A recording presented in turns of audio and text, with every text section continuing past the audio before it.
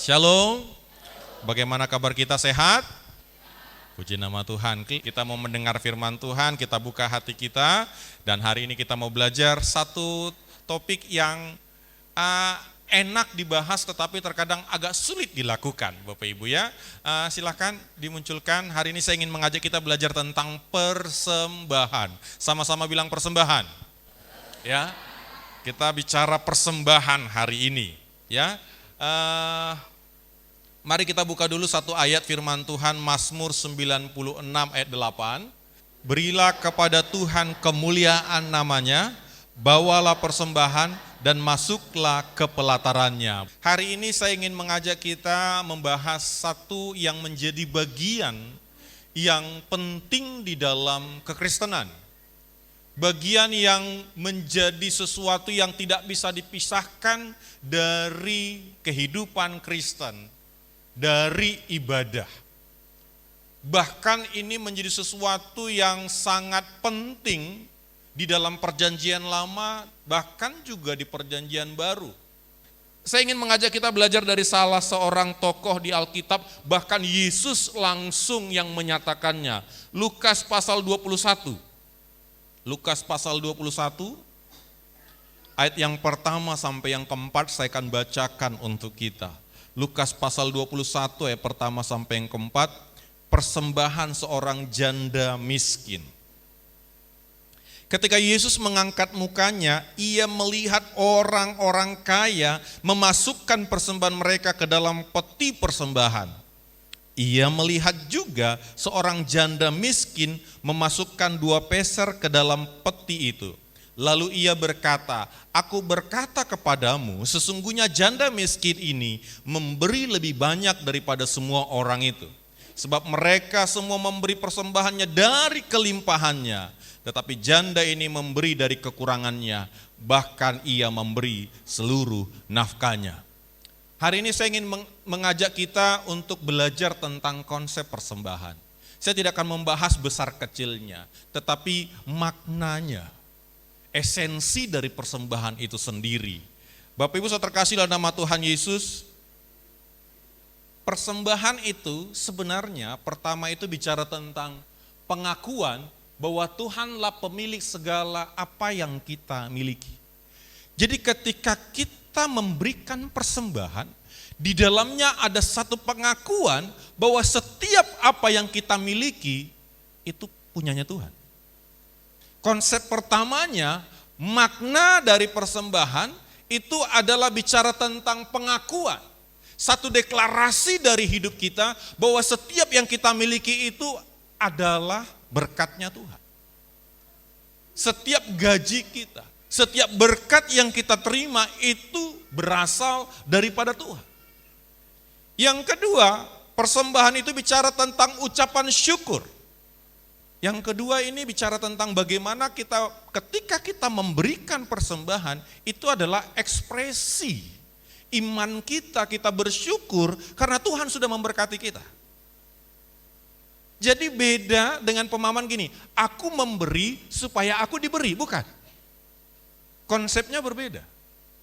Kadang kita berpikir, aku berikanlah untuk pekerjaan Tuhan, maka aku akan dapat berkat berlimpah, bukan. Tetapi karena Tuhan sudah memberikan kita, ucapan syukur kita lah persembahan itu. Yang namanya ucapan syukur berarti kita sudah mendapat terlebih dahulu. Bukan supaya mendapat, saya ulangi. Ucapan syukur itu bukan supaya mendapat, tapi sudah mendapat. Jadi persembahan kita itu yang kedua bicara tentang ucapan syukur. Mengucap syukur kepada Tuhan, dan itu sebenarnya adalah ekspresi iman kita atas apa yang Tuhan lakukan dalam kehidupan kita. Yang berikutnya, persembahan itu adalah wujud cinta dan bakti kita kepada Tuhan. Itu adalah ekspresi bahwa kita mengasihi Tuhan. Kadang kita berpikir gini, loh kan perjanjian baru kita persembahan kita segenap hidup kita kepada Tuhan. Maafkan saya itu terlalu naif. Kalau dompet kita saja nggak mau kita persembahkan bagi Tuhan, bagaimana dengan tubuh kita? Persembahan itu wujud cinta dan bakti kita kepada Tuhan. Itu yang ketiga. Saya akan cepat di sini Bapak Ibu. Terus persembahan itu sampai kepada kategori jadi kewajiban, ya, orang percaya. Jadi persembahan itu bukan pilihan, tetapi sesuatu yang melekat kepada orang Kristen yang mengaku sebagai pengikut Kristus. Kenapa saya sampaikan di dalam Lukas pasal 21? Bayangkan Bapak Ibu, Yesus itu maaf ya, seolah-olah ketika jemaat nanti mengulang persembahan, Yesus seolah-olah lihat di sini Bapak Ibu, dilihatin semua. Si Anu ngasih berapa ya? Bapak si Anu ngasih 5 miliar itu kayaknya gitu ya. Oh si Anu, kalau 2.000 gitu. Bapak Ibu, karena Alkitab mencatat Yesus tahu yang dikasih janda tadi, benar gak? Berarti kan terlihat. Berarti bagi Tuhan Yesus ini penting. Tuhan Yesus tidak sedang membandingkan, tetapi supaya ini menjadi satu bukti bahwa ternyata memang, maafkan saya katakan, orang miskin saja memberi, mempersembahkan untuk Tuhan. Jadi, persembahan hanya untuk kategori yang penghasilan sekian, tidak ada ayatnya Bapak Ibu. Tapi semua berkorban, semua memberikan persembahan untuk Tuhan. Yang berikutnya, motivasi memberi. Apa yang motivasi kita memberi? Kadang orang berkata, taburlah maka kau menuai. Iya benar sih, tapi jangan sampai itu motivasi kita. Motivasi kita harusnya dengan iman dan kasih. Kita lihat dalam kisah persembahan Kain dan Habel. Kenapa persembahan Habel yang diterima bukan Kain? Salah satu jawabannya adalah Habel melakukannya dengan iman. Bukan masalah berapa besar, tapi motivasi melakukannya karena apa? Habel melakukannya karena iman. Saya nggak akan ajak kita baca semuanya, nanti ada beberapa ayat yang harus kita baca. Tapi ini Bapak Ibu saya sudah pernah sampaikan tentang persembahan Kain dan Habel. Supaya kita hanya mengulangi kembali. Ya, harusnya persembahan itu dengan iman. Jadi ketika Bapak Ibu memberi persembahan, harusnya dengan iman dan kasih kepada Tuhan. Enggak ada orientasi yang lain, enggak ada gara-gara dipaksa mungkin nanti kelihatan aku enggak memberi atau macam-macam. Dan yang kedua, kalau kita baca 2 Korintus 9 ayat 7. Hendaklah masing-masing memberikan menurut kerelaan hatinya, jangan dengan sedih hati atau karena paksaan. Sebab Allah mengasihi orang yang memberi dengan sukacita. Yang kedua, motivasi kita harus dengan sukacita dan kerelaan hati. Jangan terpaksa, jangan sedih hati. Apapun yang kita lakukan dengan keterpaksaan tidak menjadi berkat bagi kita. Jadi Bapak Ibu ketika engkau memberi jangan karena terpaksa. Kalau engkau terpaksa lebih baik enggak usah memberi. Tapi tanamkan dulu niat dalam hidup kita. Supaya pemberian kita itu dengan sukacita dan sukarela.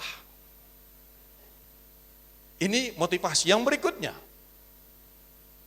persembahan itu untuk apa sih? Kan gitu Bapak Ibu ya. Karena ada muncul perkataan persembahan itu memperkaya pendeta. Persembahan itu supaya pendetanya punya jam Rolex. Persembahan itu supaya pendetanya bisa hedon. Enggak Bapak Ibu. Sebenarnya persembahan itu ada beberapa hal. Yang pertama memang untuk memelihara orang-orang yang sudah menyerahkan diri sepenuhnya untuk melayani Tuhan. Untuk full timer, untuk hamba-hamba Tuhan, untuk orang-orang Lewi yang dipercayakan, dipanggil Tuhan untuk melayani Tuhan. Persembahan itu pertama diperuntukkan untuk itu. Jadi Bapak Ibu ketika kita mempersembahkan, kalau kita memang tidak melakukan itu, Bapak Ibu kalau persembahan yang ke depan ini semua tidak dipakai ini oleh Bapak Gembala. Tapi nanti ada persembahan khusus kita akan bahas itu. Tapi saya mau katakan, peruntukan dari persembahan itu kita nggak ngasih ke surga Bapak Ibu. Tapi melalui hamba Tuhan, kita sedang mempersembahkannya untuk Tuhan. Jadi supaya kita memahami konsep ini Bapak Ibu, persembahan itu memang untuk memelihara orang-orang yang sudah menyerahkan dirinya. Kalau gereja karismatik, gereja Lutheran, gereja Presbyterian, gereja evangelikal, gereja macam-macam, mereka punya konsep yang berbeda dengan penataan mengelola keuangan gereja. Ada yang sentralisasi, ada yang desentralisasi. Yang kedua, konsep persembahan itu pengembangan pekerjaan Tuhan, operasional gereja. Gereja ini bisa kita pakai dengan segala fasilitasnya itu membutuhkan pengeluaran, membutuhkan dana.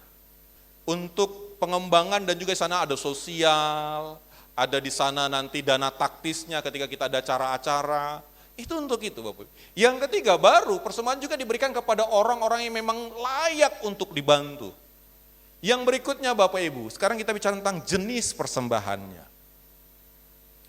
Ini akan kita buka ayat, jenis persembahan. Yang satu persembahan ibadah, yang kita baca di ayat 8 tadi di Mazmur 96. Berilah kepada Tuhan kemuliaan namanya, bawalah persembahan dan masuklah ke pelatarannya. Ketika kita datang beribadah, kita selalu akan memberikan persembahan. Jadi namanya persembahan ibadah, persembahan yang rutin kita lakukan setiap kita ibadah, persembahan umum sifatnya. Ya, berilah kepada Tuhan kemuliaan namanya, bawalah persembahan. Bahkan dikatakan tetapi masing-masing dengan sekedar persembahan sesuai dengan berkat yang diberikan kepadanya oleh Tuhan Allah. Jadi persembahan itu pun tidak ada nominalnya dalam pengertian batasannya. Setiap kita harusnya berbeda dalam memberi persembahan, tergantung apa yang pertama, pengakuan kita, tergantung ucapan syukur kita, tergantung motivasi kita. Artinya wujud cinta kita, pastinya harusnya berbeda yang diberikan berkat lebih dengan berkat yang standar. Disitulah kita akan melihat perbedaan, makanya persembahan kita tidak dibuat dalam pengertian batasan, paling rendah 5.000, paling tinggi 10.000, enggak. Tapi bisa ada yang 5.000, ada yang 100.000, mungkin ada yang 1 juta. Tapi itulah persembahan. Di beberapa gereja juga ada namanya persembahan bulanan, jadi bukan hanya persembahan minggu, tapi persembahan bulanan. Salah seorang teman saya Sintua ngomong sama saya gini, Amang ada seorang yang royal, yang dermawan katanya. Persepuluhannya saja 1 bulan itu sekitar 50 juta katanya. Luar biasa saya bilang. Ini bukan gereja karismatik, Bapak Ibu, gereja Lutheran ini. Karena bicara tentang persepuluhan bukan bicara gereja karismatik, gereja Protestan, bukan. Bicara tentang Alkitab. Jadi kalaupun ada kita dengar hari-hari ini yang membahas tentang persepuluhan, karena mereka belum memaknai sejatinya pemahaman itu. Atau mungkin kadang khotbah yang menyenangkan itu lebih enak Bapak Ibu daripada khotbah yang benar. Kan menyenangkan, gak usah bayar perpuluhan, gak usah ada persembahan, kan menyenangkan Bapak Ibu. Tapi yang menyenangkan belum tentu benar. Kita mau yang benar atau yang menyenangkan. Beberapa jemaat kadang memang lebih suka mendengarkan khotbah begitu. Wah, berarti gak perlu dong. Tapi saya ingin mengajak kita belajar firman Tuhan ini. Bahwa namanya persembahan ibadah. Masing-masing sesuai dengan berkat yang diberikannya. Jadi kita memberi bukan masalah besar kecilnya, tapi sesuai dengan berkat yang kita terima. Kalau kita semakin diberkati, harusnya persembahan kita akan berbeda dengan orang yang, maaf, kategori berkatnya masih mungkin terbatas. Kalau sama Bapak Ibu berarti masih ada yang belum maksimal, itu ucapan syukurnya belum nyata di dalam.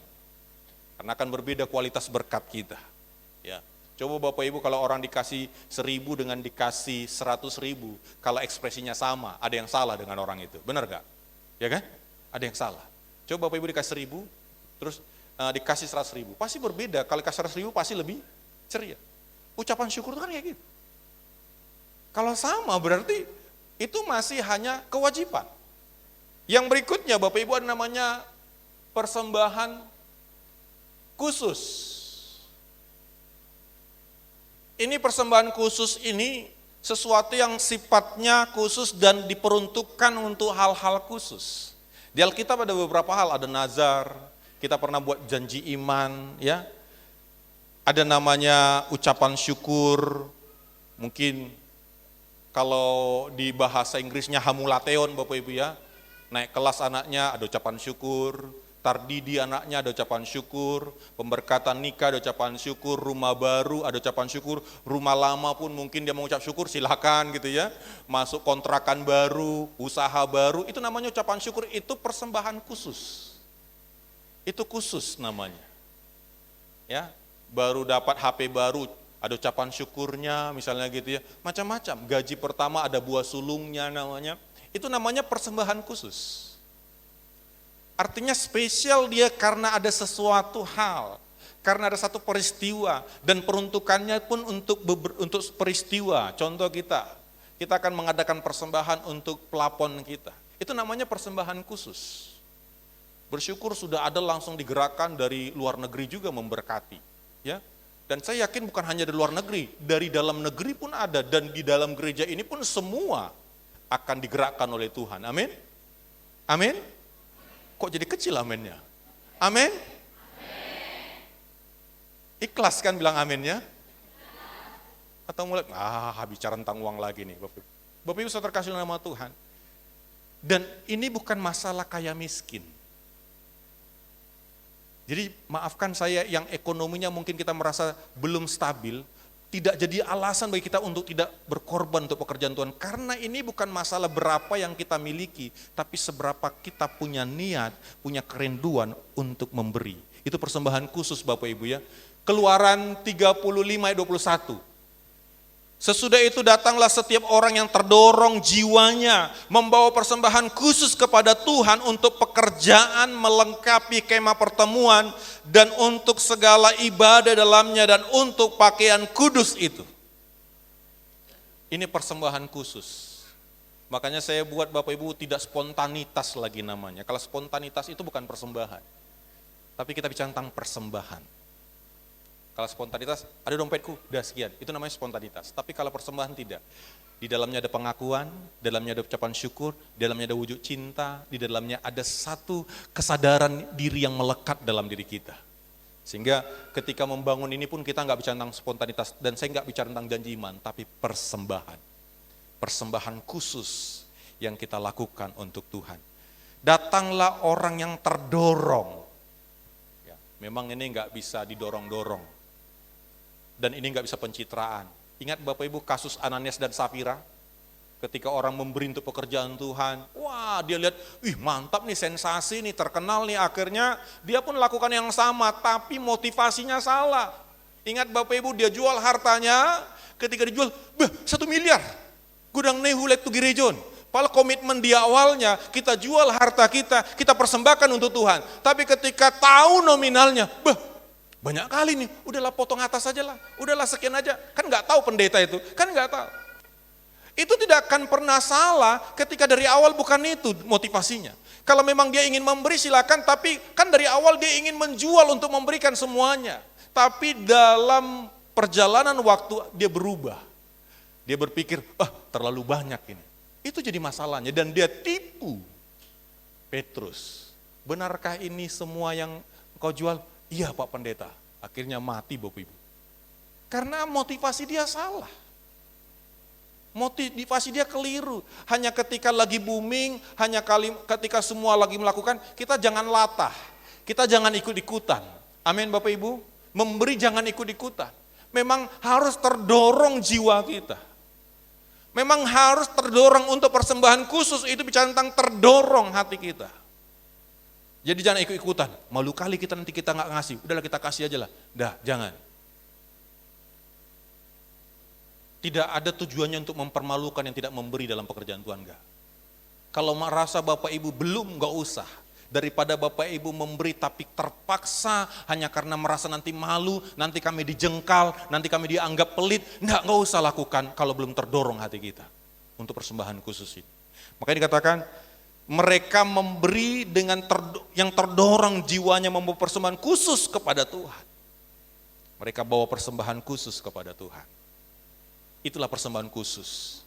Ya, saya katakan tadi ada buah sulung, ada tatangan. Dulu saya cerita ibu mertua saya itu setiap bulan itu dia sudah menazarkan kepada dirinya untuk selalu memberkati hamba-hamba Tuhan setiap bulan. Jadi dia siapkan itu, selalu dia siapkan. Dan saya banyak termotivasi juga dengan ibu mertua, bagaimana kehidupan memberinya itu luar biasa Bapak Ibu. Ketika kami datang ke sana kadang melihat ini untuk siapa, ini untuk si Anu, ini untuk siapa, untuk si Anu. Tergerak, didorong, memberkati, ada persembahan khusus yang dia berikan untuk pekerjaan Tuhan. Itu persembahan khusus. Dan yang terakhir, persembahan persepuluhan. Maliaki 3 ayat 10. Kita sudah tahu ayat ini karena sering disampaikan oleh Bapak Gembala. Tapi saya ingin menyampaikan ini kepada kita. Maliaki 3 ayat 10. Alkitab mencatat demikian. Bawalah seluruh persembahan persepuluhan itu ke dalam rumah perbendaharaan, supaya ada persediaan makanan di rumahku, dan ujilah aku, firman Tuhan semesta alam, apakah aku tidak membukakan bagimu tingkap-tingkap di langit dan mencurahkan berkat kepadamu sampai berkelimpahan.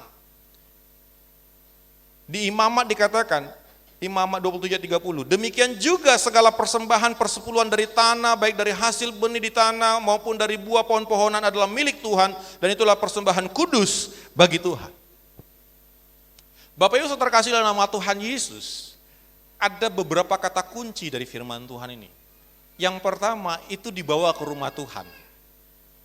Yang kedua kalau kita baca itu hasil dari apa yang kita usahakan. Pekerjaan, gaji, semua yang kita dapatkan. Dan dibawa ke gereja. Karena terkadang ada pemahaman gini Bapak Ibu, persepuluhanku ku kasih kepada orang-orang. Enggak, ke gereja. Gerejalah yang mengelolanya. Dalam hal ini kalau gereja GBS itu ke gembala sidangnya. Kenapa ke gembala sidang Bapak Ibu? Karena memang secara pentahbisan, gembala sidang itulah yang ditahbiskan Tuhan menjadi kepala pemimpin dalam satu jemaat yang dimintai tanggung jawab oleh Tuhan, yang dikasih tanggung jawab oleh Tuhan untuk mengemban pelayanan, yang harus bergumul, yang harus mendoakan, yang menjaga kawanan domba ini. Sehingga diperuntukkan, tetapi bukan diperuntukkan untuk dompet gembala saja, bukan. Kita akan lihat tadi, katakan bahwa itu untuk memelihara hamba-hamba Tuhan, dan juga kita lihat bagaimana supaya ini benar-benar clear bagi kita sebagai orang percaya. Kalau gereja kita GBS, pendeta tidak digaji Bapak Ibu. Jadi hamba Tuhan, full timer, Bapak Gembala Sidang, itu hidup dari pelayanan ini. Bagaimana bisa hidup dari pelayanan ini? Dari apa yang Bapak Ibu berikan, yaitu persepuluhan. Bukan dari persembahan ini. Persembahan ini tidak dikelola oleh gembala, tapi dikelola oleh bendahara-bendahara gereja. Ada kas umum, ada kas pelayan, kas sekolah minggu, ada bendahara-bendahara yang mengelola itu. Tapi untuk persepuluhan dikelola oleh Bapak Gembala Sidang. Bapak Gembala Sidang lah dipercayakan mengelola berkat ini untuk kebutuhan pribadinya dan juga untuk perkembangan pelayanan ini. Dan itu maka dikatakan membawa persembahan persepuluhan itu ke dalam rumah perbendaharaan. Jadi Bapak Ibu, ketika kita memberikan persepuluhan, kita juga sedang memelihara hamba Tuhan yang sudah diutus oleh Tuhan. Kita sedang melakukan tugas kita sebagai perintah Tuhan tadi, memelihara hamba-hamba Tuhan. Beberapa gereja saya katakan, hamba Tuhan tidak disibukkan lagi dengan dompetnya karena jemaat sudah memfasilitasi kebutuhan itu. Tapi kita dengan segala keterbatasan kita mungkin masih memang gitu modelnya, masih seperti itu.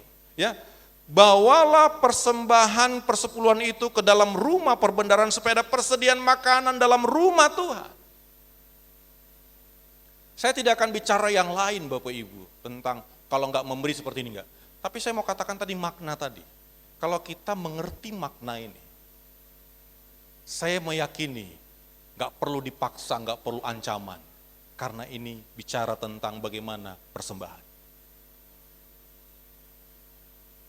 Karena saya punya pemahaman gini, kalau jemaat belum bisa menghidupi pendetanya, Tuhan pakai burung-burung gagak yang lain pun bisa dipakai Tuhan untuk menghidupi hamba-hambanya. Makanya kita lihat Bapak Ibu ketika dulu gereja ini masih kecil, kadang Tuhan utus orang-orang di luar sana memberkati. Siogianya ketika jemaat semakin berkembang, Tuhan gak perlu tangan dari luar sana untuk memberkati hamba Tuhan. Tuhan hanya perlu jemaat untuk memberkati hamba Tuhan. Tuhan gak utus lagi dari sana. Kalau dulu iya, bicara tentang persepuluhan tadi, saya ingin mengajak kita bersama-sama yuk. Ini persembahan yang ada pengakuan bahwa itu adalah Tuhan yang memilikinya. Ada ucapan syukur. ucapan syukur kita untuk karya Tuhan. Jadi jangan berpikir, nanti kalau aku berikan persembahan untuk memperkaya pendeta. Terus jangan berpikir gini Bapak Ibu, nanti kalau nggak aku berikan nanti dipanggil aku. Mari motivasi kita jangan seperti itu. Saya selalu makanya bicara tentang uang ini saya agak sensitif Bapak Ibu. Karena bagi saya, ini bicara tentang kualitas iman. Dan ini bicara tentang sesuatu yang benar-benar menentukan. Karena Bapak Ibu Alkitab saja mencatat, Tuhan itu cuma satu lawannya, Mamon. Kamu tidak bisa mengabdi kepada dua Tuhan. Tuhan tidak bilang yang lain loh, cuma Mamon. Karena kalau urusan Mamon saja kita belum beres, maaf untuk urusan lain pun masih sulit itu. Makanya tolak ukurnya itu bagaimana kita memaknai persembahan di hadapan Tuhan. Dan saya mau katakan jangan berpikir ketika kita memberi persembahan, nanti kita akan berkata kita akan diberkati Tuhan. Enggak, saya mau katakan Bapak Ibu janji berkat Tuhan itu bukan ketika kita sudah memberi, tapi sebelum kita memberi. Bukankah kita sudah merayakan Paskah, Tuhan Yesus sudah mati bagi kita. Untuk yang terbesar saja Tuhan lakukan kok dalam kehidupan kita. Apalagi untuk keberadaan kita ketika kita melakukan tugas kita dengan baik dan benar. Bekerja dengan baik dan benar. Tuhan sanggup memberkati kita. Ini firman Tuhan bagi kita